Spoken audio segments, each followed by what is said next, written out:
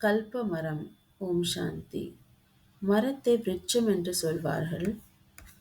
இங்கே விருட்சபதியாக இருப்பதோ தந்தையாக, சிவ தந்தையாக இருக்கின்றார். நாம் ப்ரஹஸ்பதி நாளை வாரந்தோறும் நாம் கொண்டாடுகின்றோம். ப்ரஹஸ்பதி என்பது இங்கு தந்தையாக இருக்கின்றார். அவர்தான் சத்குருவாக, ப்ரஹஸ்பதியாக, விருட்சபதியாக இருக்கின்றார்.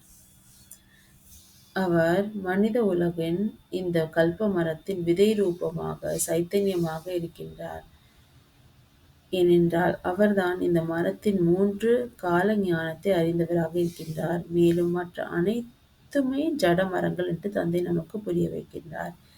இது ஒன்றுதான் சைத்தன்யமான மரமாக இருக்கின்றது. இதனைத்தான் நாம் கல்ப விருட்சம் என்று கூறப்படுகின்றோம். இதனுடைய ஆயுட்காலம் 5000 ஆண்டுகள் என்று தந்தை நமக்கு சொல்கின்றார். மேலும் இந்த மரம் 4 பாகங்கள் கொண்டிருக்கின்றது.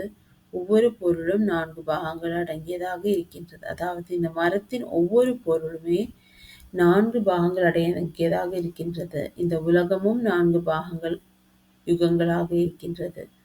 ஆகையால் அனைத்துமே இந்த கல்ப மரத்தின் சம்பந்தப்பட்டதாக இருக்கின்றது. இப்பொழுது நாம் இந்த நேரத்தின் ஞானத்தை பெற்றிருக்கின்றோம். இந்த நேரத்தின் ஞானம்தான் எல்லையற்ற ஞானமாக இருக்கின்றது.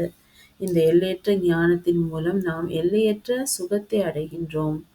மற்ற அனைத்து ஞானமும் உலகியல் ஞானங்கள் எல்லைக்குட்பட்ட அல்பகால சுகம் கொடுக்கக்கூடியதாகத்தான் இருக்கின்றது. ஆனால் இந்த எல்லையற்ற நேரத்தின் ஞானமோ மிகவும் எல்லையற்ற சுகத்தை கொடுக்கின்றது.